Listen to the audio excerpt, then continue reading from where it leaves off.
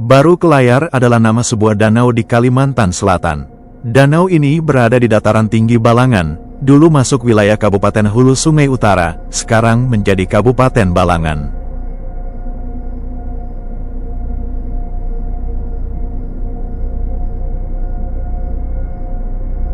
Danau ini dikelilingi oleh hutan rimba yang sangat lebat.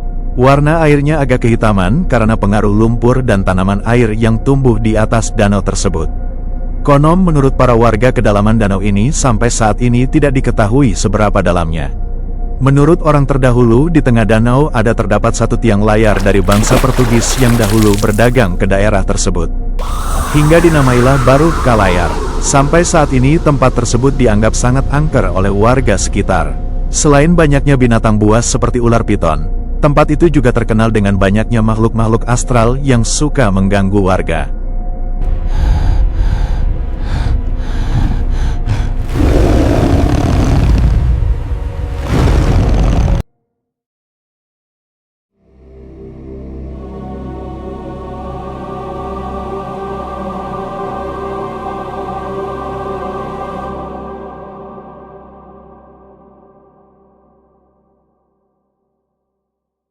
Kerajaan itu bernama Keraton Sulakarta.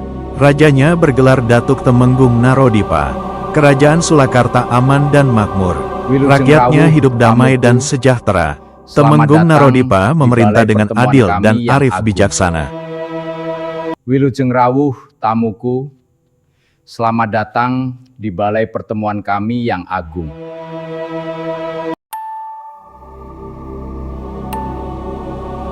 Datuk Temenggung Narodipa hanya mempunyai seorang anak laki-laki bernama Awang Sura.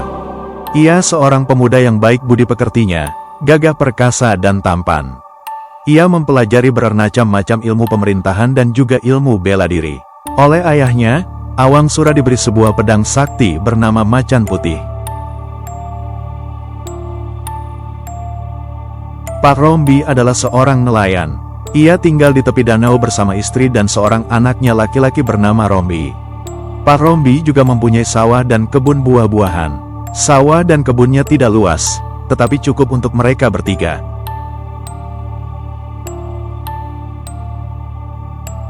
Pada suatu hari terjadi malapetaka. Si Rombi, yang berumur 7 tahun, pergi memancing di danau bersama teman-temannya yang sebaya. Ketika itu udara sangat cerah dan air danau tenang tidak bergelombang. Namun tiba-tiba perahu kecil yang dinaiki si Rombi terbalik. Rombi pun jatuh ke danau dan tenggelam.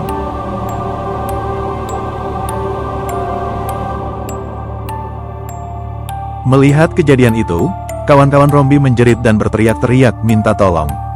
Kemudian mereka segera mengayuh perahunya masing-masing ke tepi danau serta memberitahukan kejadian itu kepada Pak Rombi. Seluruh kampung itu menjadi gempar. Mereka segera menyelam ke dasar danau untuk menyelamatkan Rombi. Hingga petang hari pencarian dilakukan, tetapi tidak berhasil. Mereka hanya menemukan baju dan celana si Rombi di dasar danau. Tubuh Rombi seperti lenyap tidak berbekas. Ibu si Rombi jatuh pingsan melihat pakaian anaknya yang basah itu. Orang kampung nelayan yang melihat kejadian itu merasa heran. Karena baju dan celana si Rombi masih lengkap. Tidak ada yang hilang atau robek. Kancing bajunya lengkap, tali celananya tidak putus. Seolah-olah sengaja dilepas oleh si Rombi. Apa mungkin si Rombi sempat melepas pakaiannya di bawah air? Yang lebih mengherankan lagi adalah ikan tangkapan si Rombi yang sudah mati itu hidup kembali. Ikan-ikan pepuyuh, tapah, dan kalu itu melompat kembali ke danau dan menghilang seperti ingin mengikuti si Rombi. Selama beberapa hari, dari pagi sampai sore, orang kampung itu menyelam mencari mayat si Rombi. Mereka berharap menemukan mayat si Rombi yang sudah busuk muncul ke atas danau. Namun, harapan itu sia-sia saja. Walaupun ahli-ahli penyelam sudah berulang-ulang mencari, tubuh Rombi tetap tidak ditemukan. Mereka percaya bahwa si Rombi diambil oleh makhluk penghuni Danau Kelayar.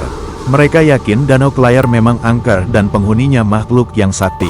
Peristiwa ini tentu saja membuat sedih hati Pak Rombi dan istrinya. Selama bertahun-tahun batin kedua suami istri itu menderita jika ingat kejadian itu.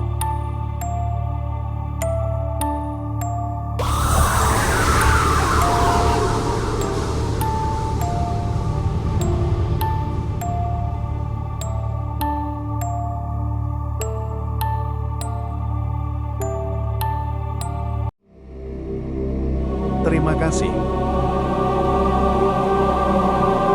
Bersambung.